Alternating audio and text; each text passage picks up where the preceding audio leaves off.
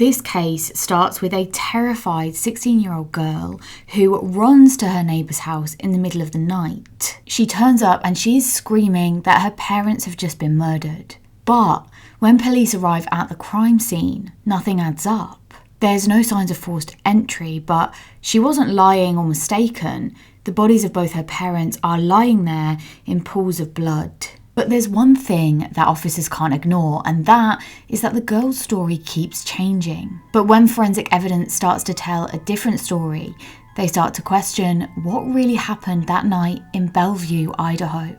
This is Red Rum, stories about the true victims of crime. I upload 2, 3, sometimes 4 times a week, so make sure you're subscribed so you never miss an episode. I use books, news archives and court documents to write these cases, and so episodes are accurate to the source material I can find. It was the 2nd of September 2003, and it was a really quiet Tuesday morning in the town of Bellevue, Idaho. Jerry and Marilyn Fisher, who were neighbours of the Johnson family, had been at home and they'd heard this frantic knocking at the door. When they opened it, they found 16-year-old Sarah Johnson standing on the porch. She was clearly in a state, she was shaking uncontrollably, and she said, quote, "My parents, they've been shot, they're dead." Without another word, Sarah turned and sprinted back towards the Johnson home, leaving the Fishers just kind of standing there in shock. Jerry darted out the house as quickly as he could, following Sarah to the house, whilst his wife Marilyn stayed at home and called 911. Police officers arrived to assess the situation, and as they stepped inside, what they noticed first of all was just how quiet it was. They carried on forward towards the master bedroom, where they came face to face with the horrifying reality. Diane and Alan Johnson, Sarah's parents, were lying lifeless in pools of blood. From a first glance, it looked as though Diane had been shot in her sleep. She had the cover pulled over her, and then just across the room nearby to her was Alan, and he was lying completely still. Alan and Diane's bedroom was unrecognisable. There was blood everywhere. It was splattered on the ceiling and the walls, and there were even pools of blood on the floor. Sheriff Femling, a seasoned investigator, described it as the most disturbing crime scene he'd ever come across. The brutality was pretty hard to comprehend. Now, what was clear straight away was that there was no forced entry, and on top of this, there were no signs of a struggle from Diane, and that duvet cover was pulled up over her head, so it seemed as though she was asleep when this attack had happened. Diane had suffered a single gunshot wound to the head, and Alan had suffered 2 gunshot wounds to his chest. They determined that Alan was probably getting out of the shower. He'd probably heard that first gunshot, and he'd come to investigate to see what was happening. And they found that the shower was still running when they arrived, so that's how they kind of pieced that together. As they continued searching and looking for forensic evidence, they realised that the power of the rifle used had caused catastrophic injuries. In fact, pieces of Diane's skull were found in the hallway. The police described the gunshots to Diane's head as though it had exploded. Quote, "There was blood and hair on the carpet. It was on the ceiling. It was on the walls.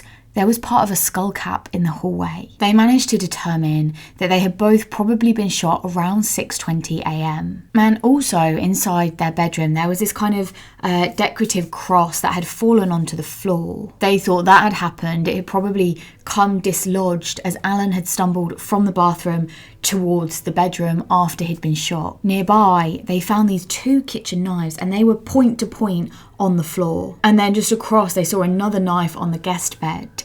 Now, Sheriff Femling theorised that this was probably meant to lead investigators into thinking that the murders were gang-related, but he wasn't so sure about that. As far as he was concerned, there was no reason for it. Alan and Diane really had no connection to gangs. In fact, Alan, Diane and Sarah were well known in Bellevue. Now, that's not necessarily a hard thing. At the time, it's reported that there were just 2,115 people that were living there at that time. But Alan owned this really successful landscaping company, and his business really relied on himself being interwoven into the fabric of the community. And Diane herself was working at a medical clinic in town, and so naturally she knew an awful lot of people who lived there. Back to the day of the murders, and officers noticed that Sarah was visibly shaken. She was very upset. She was seemingly in so much disbelief over what had happened, which is understandable. But Sheriff Femling noticed something a little bit beyond that, and he thought that Sarah was not behaving like how a grieving daughter should behave. And of course, we know that everyone grieves differently. They might exhibit behaviour that we would find weird or just not quite understand. But Sheriff Femling had experience of this, and he noticed that Sarah was kind of just outside and she was just sat on a fence as she watched her parents' bodies come out in body bags. The sheriff couldn't comprehend why she would be there, why she wanted to stay and watch that happen. And so, as is completely normal in an investigation like this, they decided that they wanted to talk to Sarah and try and get some more details about what had happened. But as they did this, as they started asking Sarah questions, they started to dig a little bit deeper, and they were beginning to realise that something odd was happening. And that was that Sarah's story began to change. Now, the first time that they spoke to her, she said that she was asleep when she'd heard these gunshots that had woken her up. But not long after that, when her story was told again, when she sort of started to change things, she said that she had called out to her parents and got no response, and then she thought something might be up.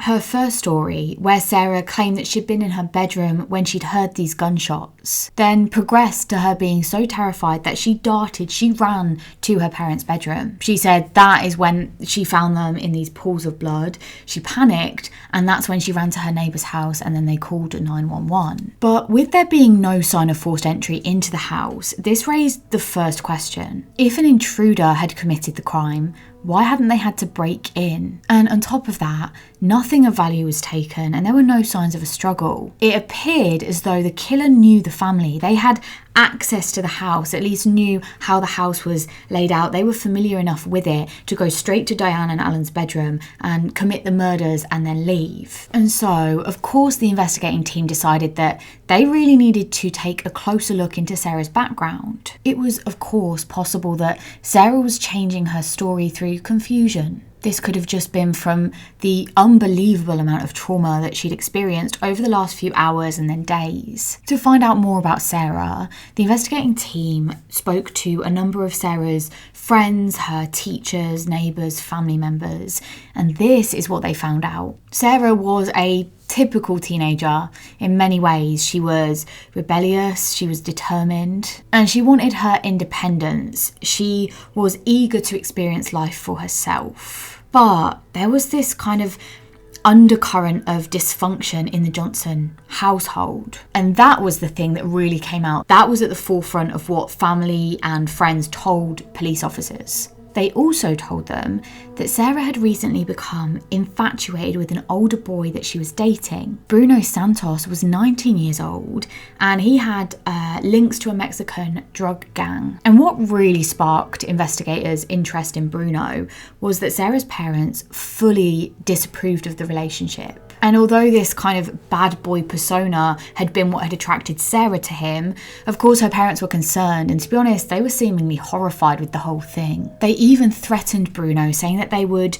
report him for statutory rape as he was a little bit older than Sarah. And this could get him deported. It's reported that he was a illegal immigrant, and so any kind of anything that was said to the police, they would investigate into him and he could be deported if they decided to kind of expose this relationship.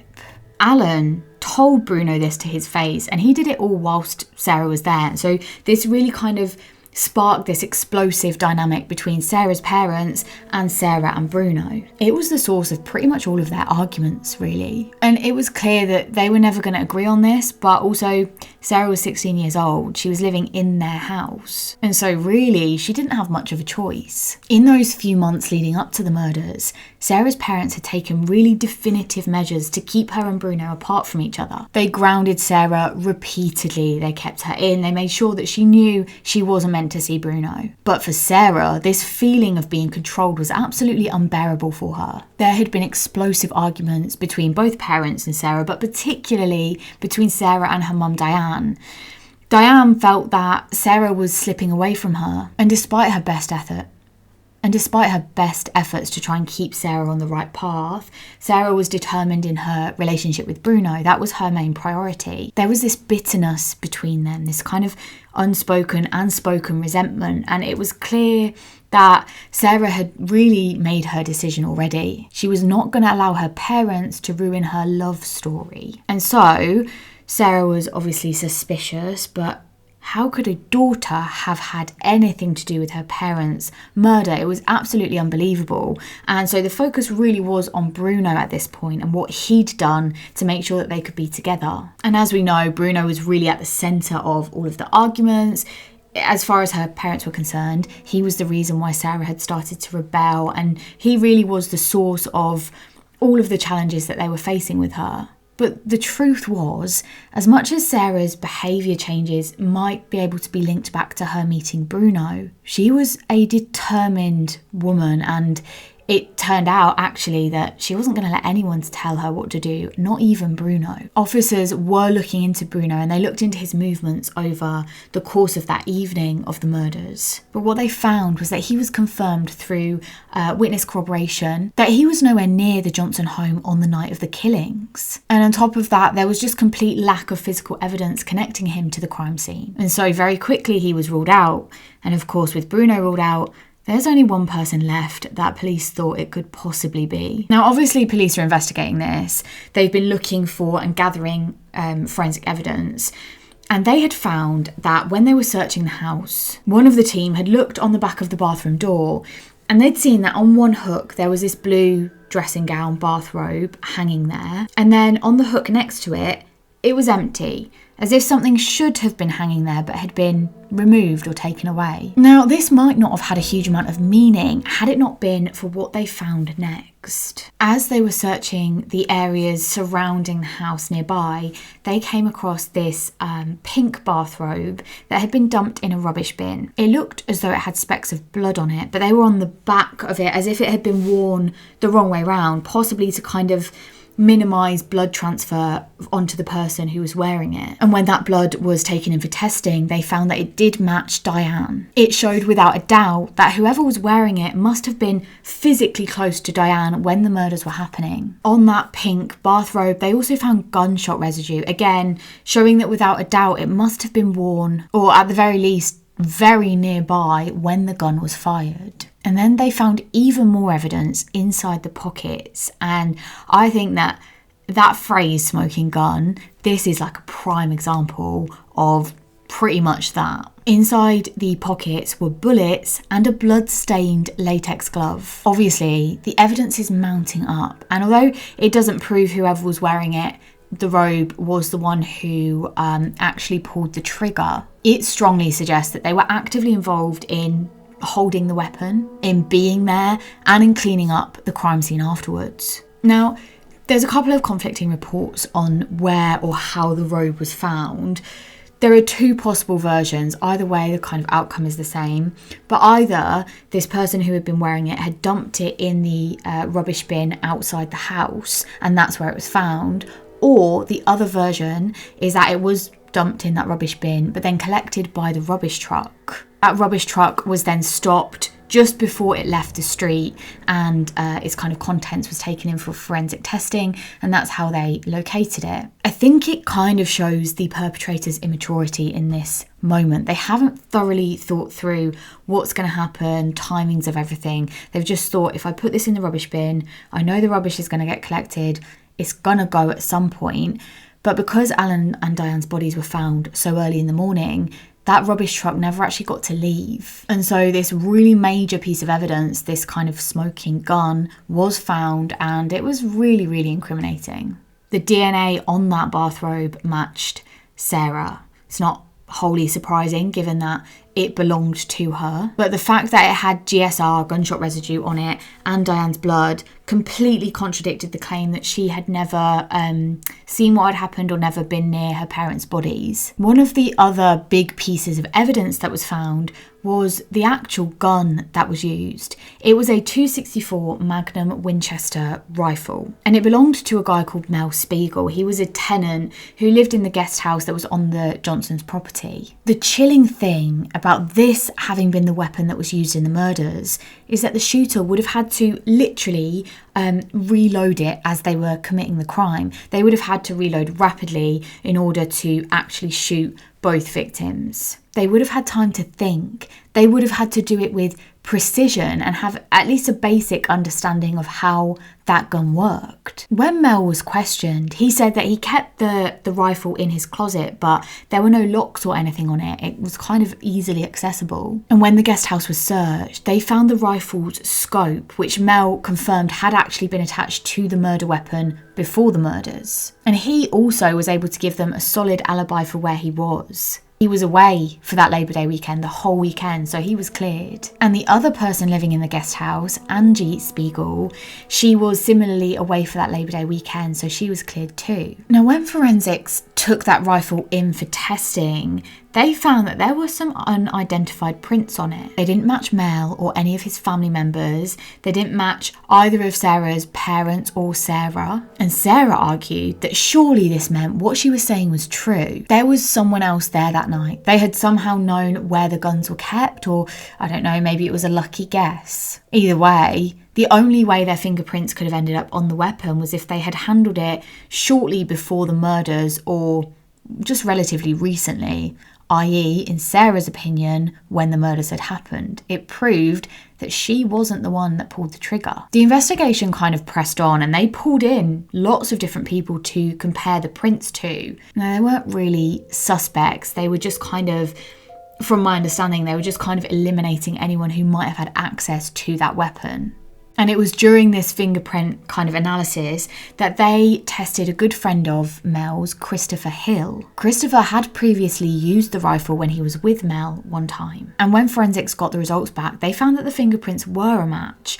But the only use this kind of turned out to be was to rule Christopher out. He had an airtight alibi, and on top of that, he had no motive.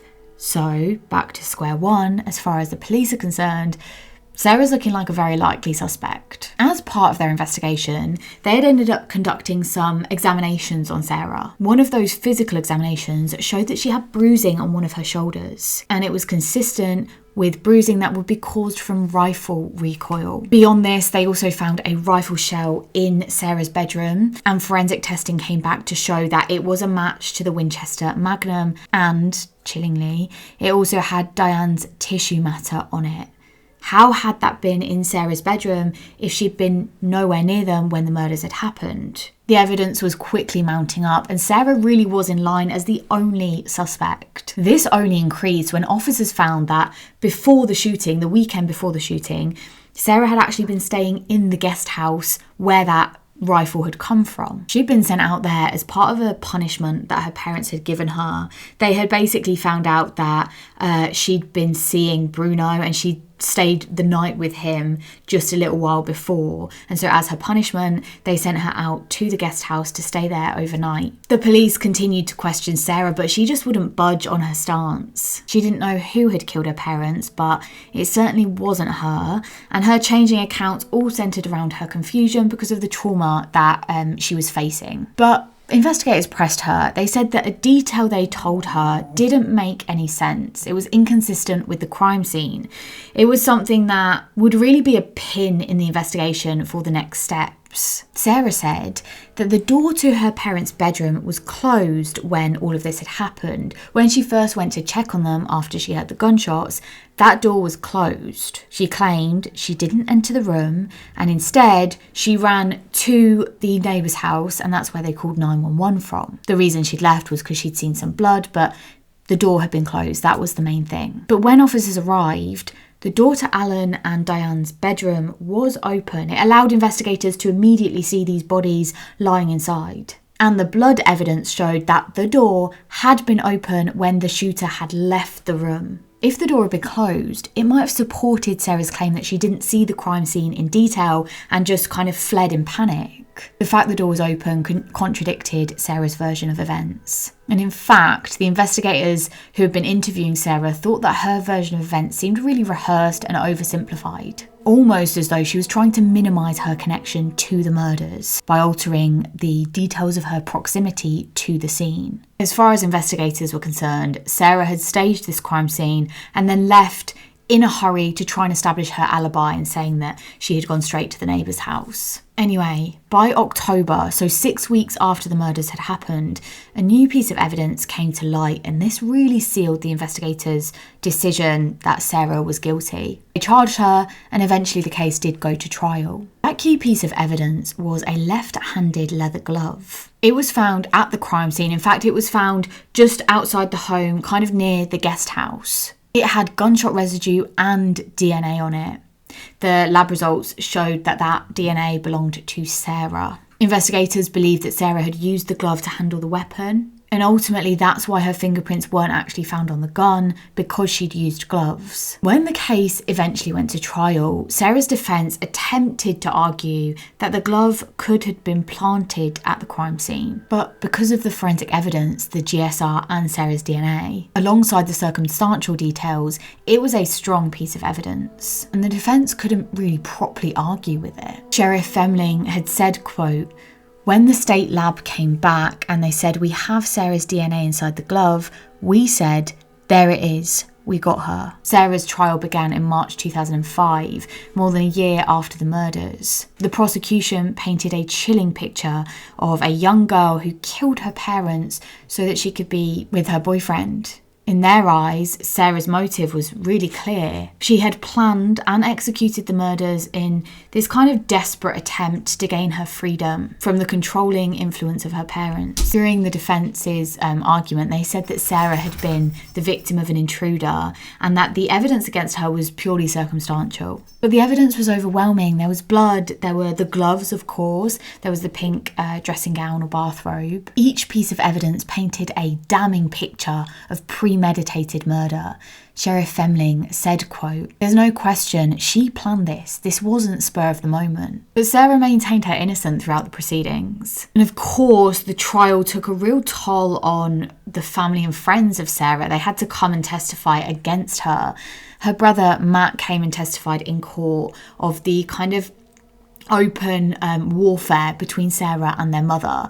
Quote, "Her and my mum didn't get along. It was fairly rocky. Constant fighting, bickering back and forth." Now, although Matt did testify for the prosecution, it was clear that this situation was deeply painful for him, and he never directly accused Sarah of the murders. I can totally see how this happened. He'd lost his mum and his dad, his relationship with his sister. Regardless of the outcome of the trial, he kind of lost everything, and I think testifying against your own sister, no matter what you think, is always going to be incredibly difficult. Sarah's aunt and Diane's sister, Kim Richards, she did testify during the trial, and she spoke specifically about the family dynamics. She spoke about Sarah's behaviour and painted a picture of the tensions between Sarah and her parents. She also described Diane as a loving and attentive mother, someone who cared deeply for her children. The notion that Sarah could commit such a brutal act against her own family was difficult for Kim to fathom, but she said she did trust the evidence that had been presented in court. Those who knew Sarah described her as a typical teenager until her relationship with Bruno. It became all-consuming. Psychologists speculated that her rebelling against her parents, their strict rules, just the general atmosphere of being in the home, meant that Sarah was always going to snap. It was just a matter of time. And although many people shared this view, it doesn't seem that the sheriff did. I mentioned earlier that he spoke about how he thought it was all planned. To him, he would go on to say, there was nothing impulsive about the murders. For one thing, he spoke about the knives that were found at the crime scene. They found these kitchen knives in the master bedroom and in the guest bedroom. But he thought from very early on that they looked staged. He always thought that those knives were placed there to try and mislead investigators into believing that the murders were gang-related. And actually, one of Sarah's cellmates ended up testifying that Sarah had admitted that those 3 knives that were found in the master and guest bedrooms were to signify the number of intended victims. Sarah allegedly said that the number of knives indicated she was also supposed to be killed that night. Another action that was pre-planned, it was thought out, and it was intended to mislead investigators. Although when this came up at trial, unsurprisingly, the defence challenged the credibility of Sarah's cellmates, saying that they were unreliable, they were possibly motivated by personal gain, suggesting that they might get things like favourable treatment or reduced sentence time, and so couldn't be trusted. Finally, evidence was introduced into trial to try and confirm or show issue with the fact that Sarah was asleep at the time of the murders. One forensic investigator who had examined Sarah on that day for the presence of biological fluids. They ended up testifying that when they met with Sarah, her hair was perfectly slicked back into a ponytail. Something that could be argued wouldn't happen if you'd just woken up. But the defence brought a hairstylist in, they were called to testify, to say that this actually wasn't true. Lots of women sleep with their hair pulled back. Quote, putting it in a ponytail keeps it nicer. If you pull it back, it doesn't get tangled when you sleep, end quote. Which I think is true to an extent. I definitely put my hair back most nights so that it doesn't get all tangled, or at least like scrape it off my face. But actually I would say that I sleep like that every single night, and I have never in my life woken up with a perfect slick back ponytail. I mean, I can't even do one now when I've actually brushed my hair. So it does seem kind of suspicious. Either way, it's not solid smoking gun evidence. It's just another point that the prosecution made as to why Sarah had been lying. Psychologists and criminal experts began to speculate on Sarah's mental state. And to be honest, I think often with murder cases, I always think, some cases are an amalgamation of a number of things, maybe like difficult upbringing. That's not an excuse, just an added reason, I think. I know there are loads of people who have difficult upbringings, tricky childhoods, and they don't go on to kill people, but that is a factor that can be of influence. Other times it might be a need to get something they want, or maybe it's for love or jealousy or money or survival. But other times the reason people kill, or part of it, is to do with mental illness. I've covered cases where people are schizophrenic or have some kind of mental disorder and they're not being treated or supported in the right way. It's being made worse by their surroundings, and then they go on to commit a murder. I think sometimes it's hard to see how someone could commit a crime like this to their own parents without having mental challenges.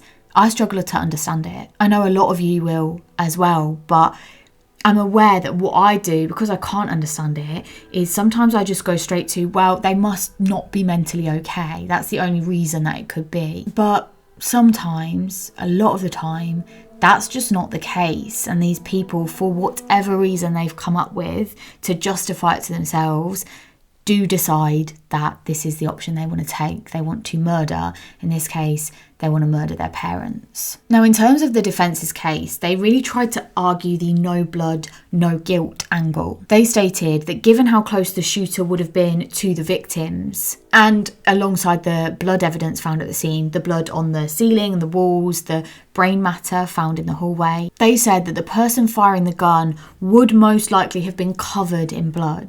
But police didn't find any blood or biological material on Sarah that would have come from Diane or Alan. And so the defence said this showed it couldn't have been her. But of course we know she had time. She could have cleaned herself up after the murders. A psychologist testified that Sarah's attachment to Bruno was destabilising. She had this idealised perception of their relationship, and that, combined with the pressures that she faced at home, created this real disconnect from reality. This person argued that Sarah probably saw this option, murdering her parents, as an escape. Something that would give her a kind of romanticised version of freedom and ultimately justified to herself her parents' deaths. What was clear is that Sarah's obsession with Bruno and her sense of being controlled by her parents created this kind of volatile emotional state, leading to this act of unimaginable violence. During the prosecution's closing arguments, Sarah was described as a selfish person, self-absorbed, and someone who shot her parents out of a, quote, fantasy to marry her boyfriend and live off of the inheritance. What I found interesting was that Sarah voluntarily excused herself from some of the testimony because she found it too graphic. But if we're to believe that she did this, which I do, and I think the evidence shows that beyond reasonable doubt, then her reason for not being able to be at trial for those moments has to be performative, right? Either way, it didn't work. After 5 weeks of testimony and deliberation, the jury convicted Sarah on 2 counts of first-degree murder. In determining what sentence she'd get, the court gave a psychiatrist time with Sarah, and they said that she continued to deny that she'd done anything to her parents, and they said that until she admits the crimes, there wouldn't be any way that they could treat her, really. Quote, there is evidence that indicates she's not seeking rehabilitation, that she's just trying to get off. It's all about Sarah, and it's all about Sarah now. Despite the conviction, this case leaves some lingering questions, I think, about motive. Was this purely an impulsive act fueled by this kind of teenage rebellion and infatuation? Or was there a deeper psychological fracture? There's a lot of psychological material that comes alongside this case in terms of testimony from different psychiatrists and psychologists. I think this case serves as a reminder of how adolescent emotions and a kind of strained family dynamic can escalate into unthinkable violence. Ultimately, Sarah was sentenced to life in prison with no possibility of parole, which personally I think is the right decision. In the years that followed, however, Sarah continued to make headlines. She appealed her conviction several times, arguing that her defence team had not provided her with adequate counsel, and she said new DNA evidence could completely prove her innocence in the crime. But each of her appeals has been denied, and in 2014 the Idaho Supreme Court completely rejected her request for a new trial. Legal experts that had examined the case noted that while Sarah's defence had been weak, they said that actually was true, there had been overwhelming evidence of premeditated murder. And so that would just make it really, really difficult for any new claims to succeed. The forensic evidence was clear. And even beyond that, there was just no compelling reason to suggest that an intruder was there at the time of the crime. You'd think that if someone else had been there, there would be something that would show that, but there just wasn't any evidence. Even today, Sarah continues to maintain her innocence. Thank you for watching this episode of Red Rum. I appreciate you being here. I actually don't have a recommendation for you this week, but I did send out the first Red Rum newsletter. So if you are interested in that, if you missed out on that, I'll leave a link in the description box below where you can sign up for that. It is completely free, of course. It comes to you just once a month. I'm no fan of spam, so it'll never be more than that. This month, I've written some more thoughts about the Alexander family murders. That's the case that I covered with the dad and the son. They carried out this kind of brutal family annihilation. I also talk about the Fisher family murders and the Otter family murders. It's kind of a family murder based one. For the Fisher family murders, I've linked this Unsolved Mysteries episode page to the case. Some of the public comments on that are wild. It's definitely an interesting read. So if for no other reason, I'd recommend getting it for that. There's also a rundown of some of my most favourite interesting recommendations, film and TV shows that I've already spoken about this month, but they're just kind of solidified like in one page. Other than that, thank you for your support. I actually had a couple of Thick Bakes orders come through last week and a Red Rum t-shirt order come through. I really, really appreciate when people order little bits and bobs from the business. So just a quick thank you. And other than that, I will see you in a few days for your next episode of Red Rum. Bye.